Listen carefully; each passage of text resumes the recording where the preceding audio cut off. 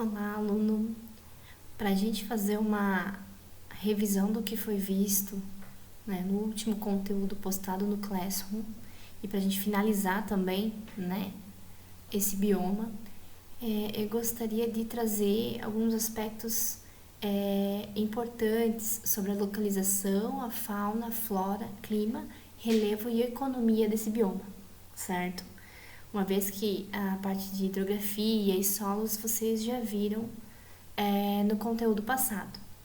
Bom, para começar, né, a instigar você, eu gostaria de fazer uma pergunta. Por que você acha que o bioma Pantanal leva esse nome?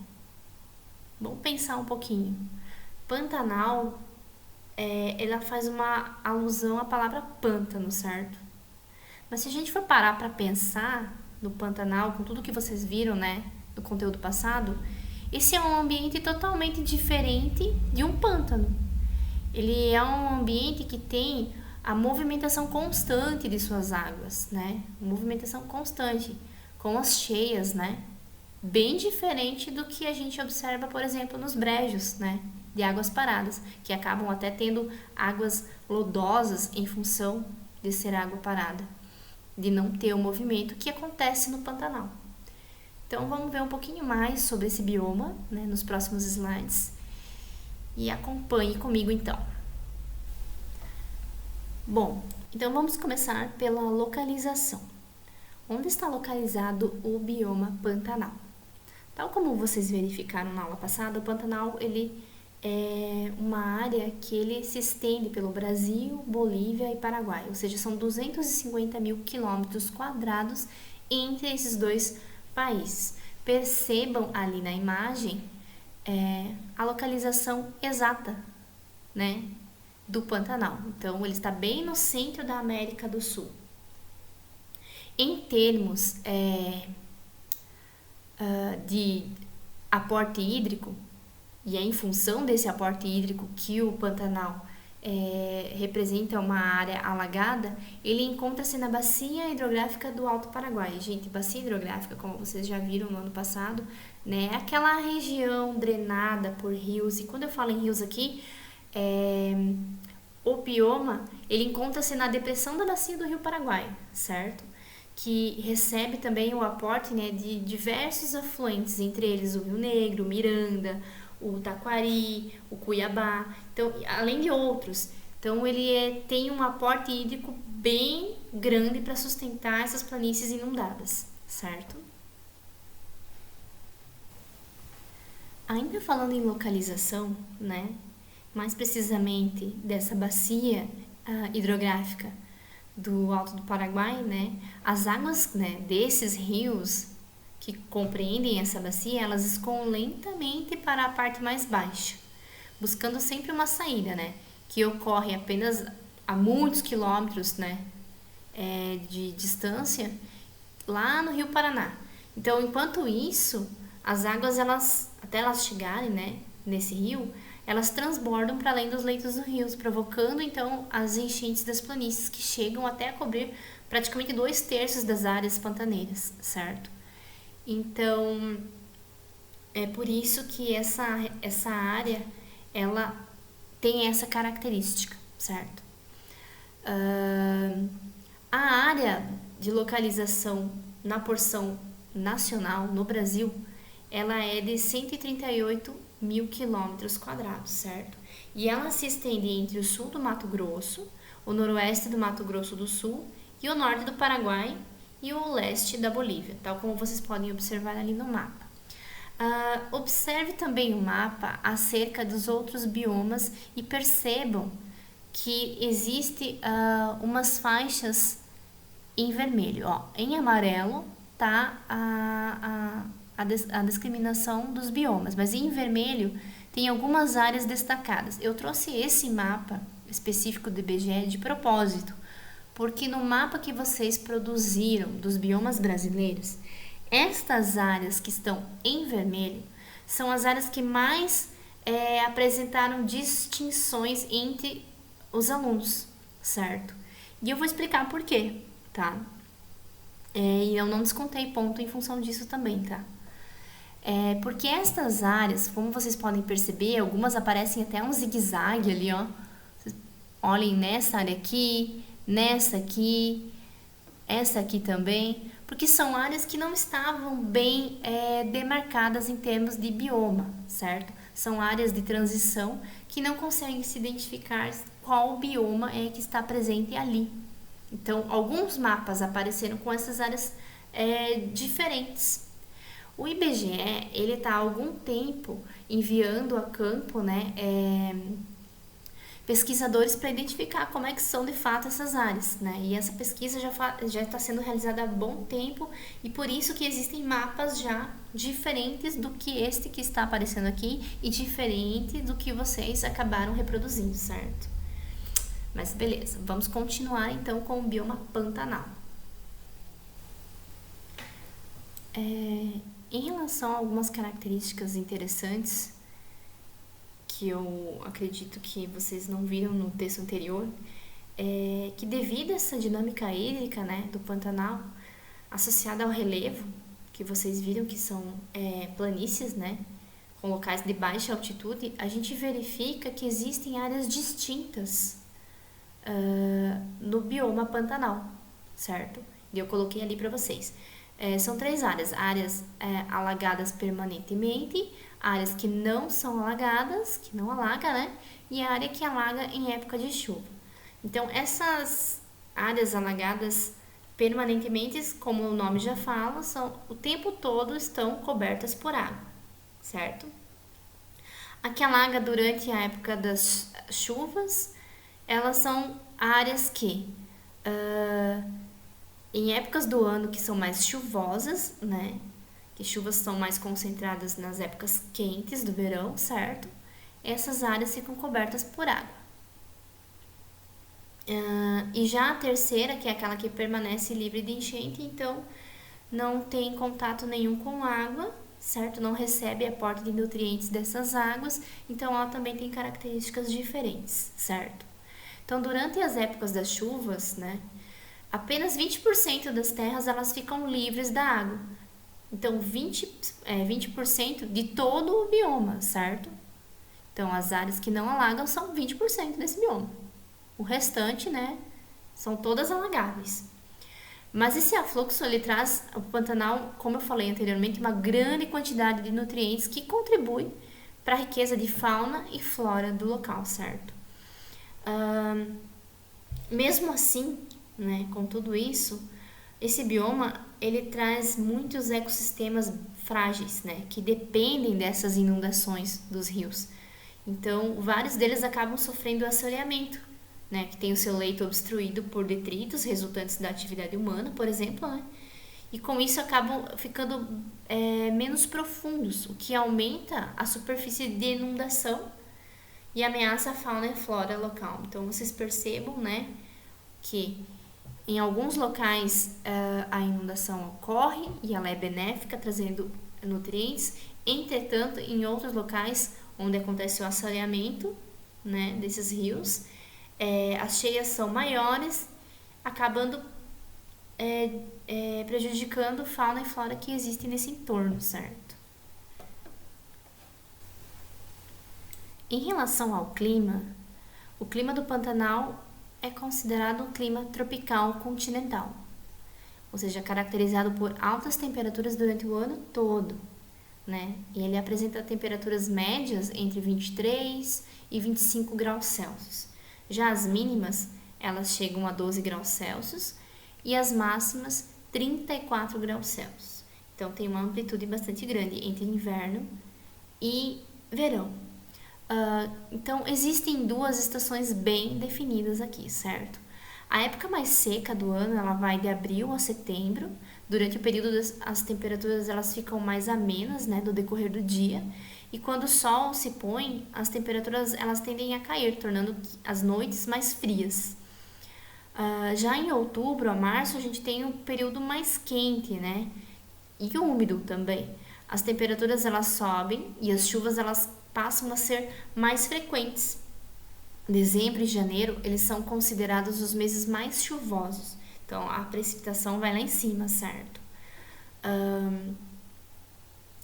Já que estamos falando de chuva, né, a precipitação anual média ela gira em torno de 1.000 milímetros. E eu já expliquei para vocês como é que funciona, né, esse índice pluviométrico e por que ele é dado em milímetros e tal. Lá no bioma Pampa. Então, recordem-se daquele momento, é a mesma coisa aqui.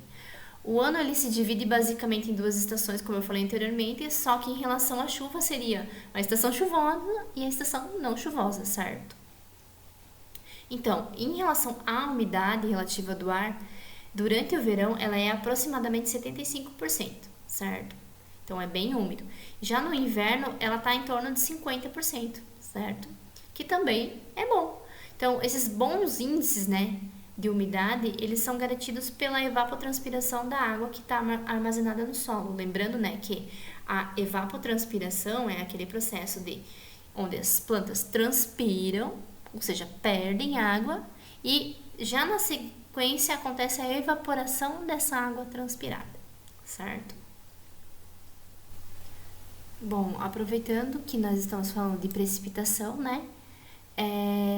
Eu trouxe para vocês aqui a imagem de um histograma.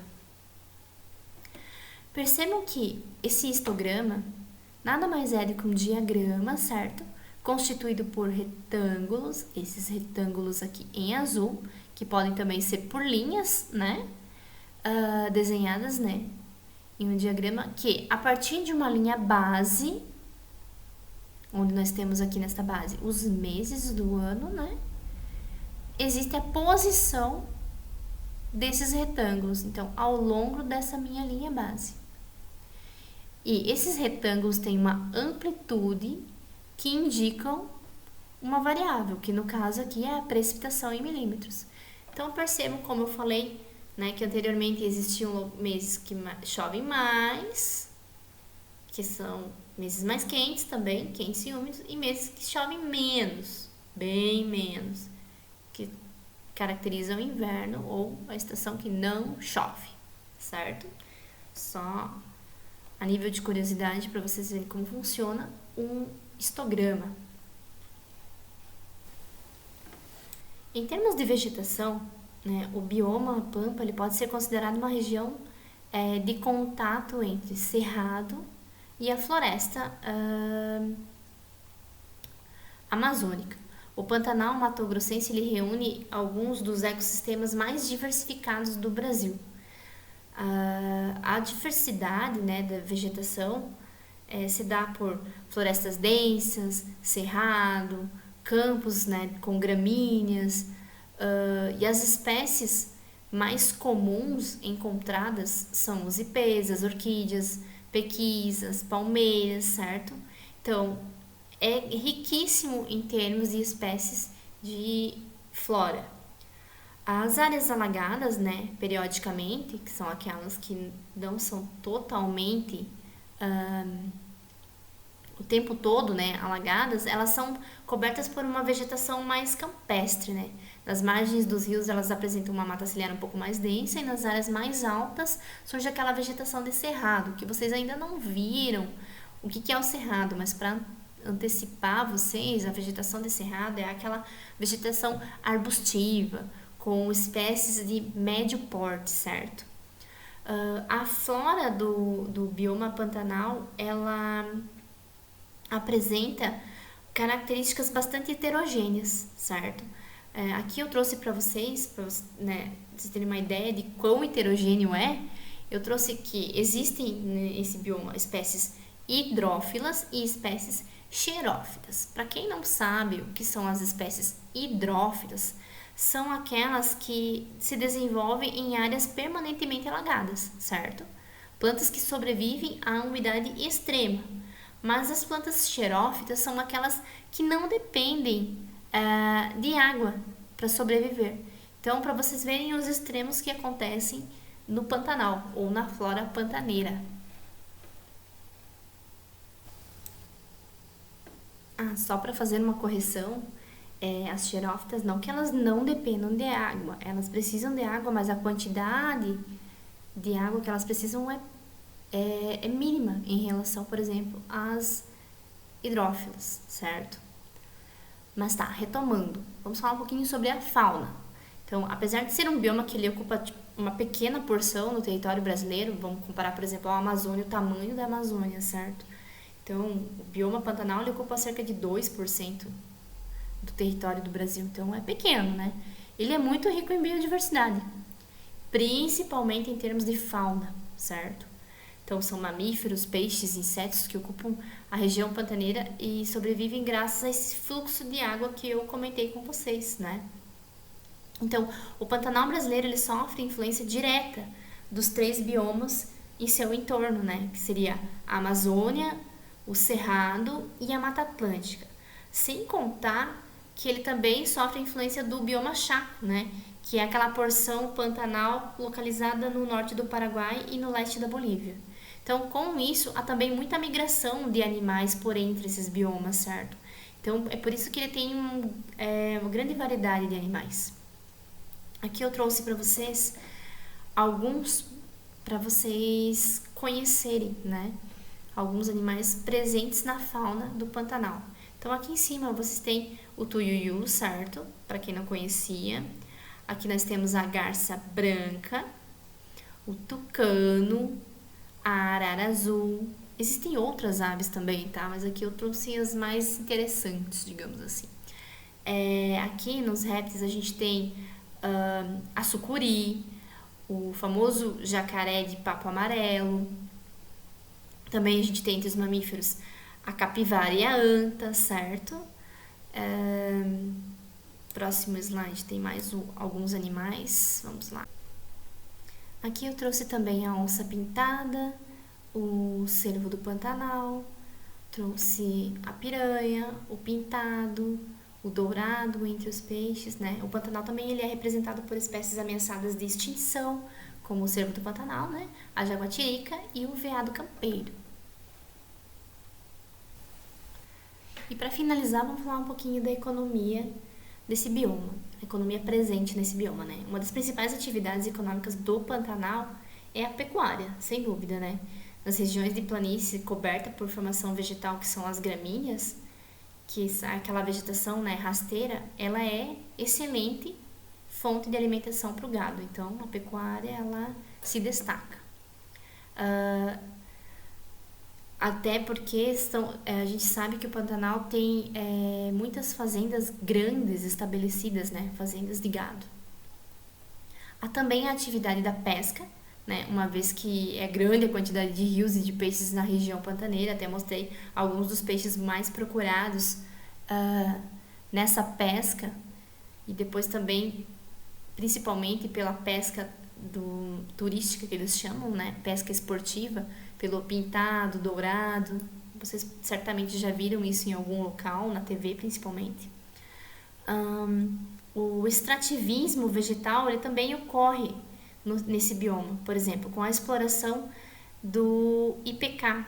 Ele fornece